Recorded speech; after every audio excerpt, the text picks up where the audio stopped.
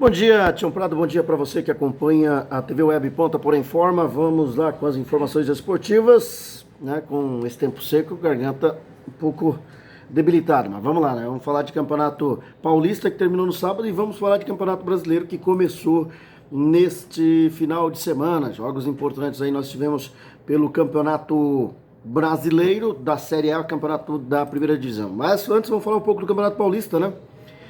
Acabou a seca, o Palmeiras é novamente o campeão do Paulistão após 12 anos, né? Durou 12 anos o tabu e caiu sob o comando do técnico Vanderlei Luxemburgo. O título foi ganho em cima do eterno rival Corinthians, que sonhava com um inédito tetracampeonato. Após o empate por 1-1 no tempo normal, no sábado o Verdão ganhou nos pênaltis por 4-3 no Allianz Parque. Luiz Adriano abriu o marcador aos 3 minutos do segundo tempo, enquanto que Jô de pênalti deixou tudo igual aos 51 minutos. E nos pênaltis o Palmeiras acabou vencendo por 4-3 e se sagrando campeão paulista de 2020. Um bom segundo tempo para compensar, né, o péssimo primeiro jogo e o péssimo primeiro tempo da partida da decisão, né? Só o segundo tempo teve bastante emoção e aí compensou porque a emoção foi até o minuto final. Corinthians empatou a 10 segundos do fim, foi para os pênaltis e acabou dando mais emoção aí ao título do Palmeiras, né? Eu não vi nenhum corintiano sem sentir orgulho do time depois, né, dessa derrota nos pênaltis, porque lutou até o fim e o palmeirense, claro, volta a ter orgulho do seu time, volta a ser campeão do Campeonato Paulista. 12 anos sem ser campeão, consegue o título nos pênaltis em cima do seu maior rival, o Corinthians, que tentava o tetracampeonato que em São Paulo até hoje ninguém conseguiu, né? E no Campeonato Brasileiro da Série A, nós tivemos jogos importantes. Um deles foi o jogo, né, do Flamengo contra o Atlético Mineiro, no Maracanã, né? No Maracanã, o time do Flamengo foi surpreendido pelo Atlético Mineiro, que tem no seu comando o Jorge Sampaoli, que começa o ano ganhando do Flamengo, né? Terminou o ano ganhando do Flamengo quando comandava o Santos, 4-1, 4-0 naquela ocasião, né? E voltou a vencer o Flamengo, né? Agora já no comando do Atlético Mineiro. O domingo de futebol, o fim de semana de futebol, teve surpresas no Campeonato Brasileiro. O atual campeão Flamengo teve a faixa carimbada pelo Atlético Mineiro, né? E enquanto que o Santos deu bobeira contra o Red Bull Bragantino, tomou um gol no final, acabou empatando em 1-1. E a partida entre Goiás e São Paulo foi adiada por causa do Covid-19. Todos os jogos foram realizados com portões fechados por causa do coronavírus.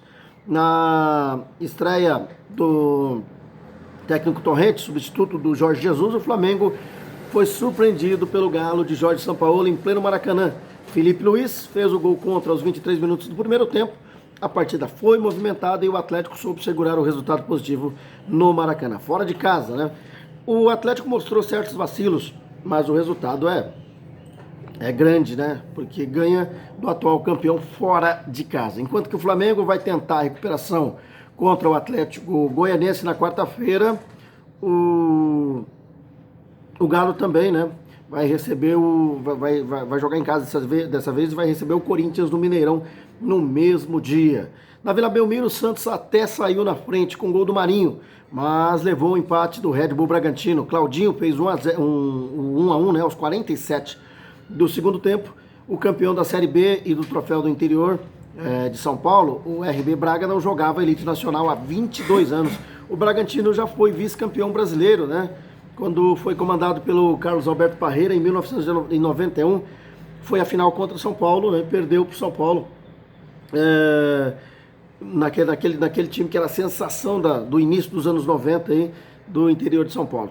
Foi campeão paulista em 90, vice-campeão brasileiro em 91. Volta à elite o time, né, da capital da linguiça, Bragança Paulista, no interior de São Paulo. E na segunda rodada o Santos vai visitar o Internacional no Beira-Rio, em Porto Alegre, na quinta-feira às 18h30, na quarta também às 18h30, o Red Bull Bragantino vai receber o Botafogo no estádio Marcelo Stefani, ou antigo Marcelo Stefani, atual Nabi Abichedid, em Bragança Paulista, né? E No duelo de tricolores em Porto Alegre, o Grêmio superou o Fluminense na Arena do Grêmio. Diego Souza marcou o gol da vitória por 1-0. Esse foi o primeiro jogo do Imortal sem Everton Cebolinha, que foi vendido ao Benfica.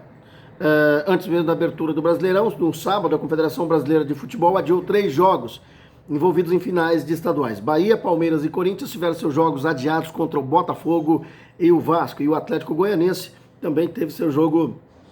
Tiveram seus jogos, Bahia enfrentaria o Botafogo, Palmeiras enfrentaria o Vasco e o Atlético Goianiense enfrentaria o Corinthians. Então esses jogos foram adiados. No domingo a CBF acatou o Superior Tribunal de Justiça Desportiva, o STJD, e também adiou o confronto entre Goiás e São Paulo. Pela manhã, o Esmeraldino teve o resultado de 10 jogadores testando positivo para o Covid-19. E a partida foi adiada apenas 10 minutos antes do início, né? Isso irritou muito a delegação de São Paulo. O Brasileirão 2020 foi aberto com a vitória do Atlético Paranaense por 2-0 sobre o Fortaleza em pleno Castelão. Também visitante, o Internacional bateu o Coritiba lá em Curitiba, no Couto Pereira, 1-0. E o Sport fez o dever de casa contra o Ceará, o atual campeão da Copa do Nordeste, vencendo por 3-2. Então, resultados: Fortaleza 0, Atlético Paranaense 2, Coritiba 0, Internacional 1, Sport 3, Ceará 2, Flamengo 0, Atlético Mineiro 1, Santos 1, Red Bull Bragantino 1 e Grêmio 1, Fluminense 0. Então, esses são os jogos aí da primeira rodada do Campeonato Brasileiro. São essas as informações, Tião Prado. Nós voltaremos, se Deus quiser, amanhã. Espero com a garganta um pouco melhor, né? Amanhã, aqui na TV Web Ponta Porã Informa.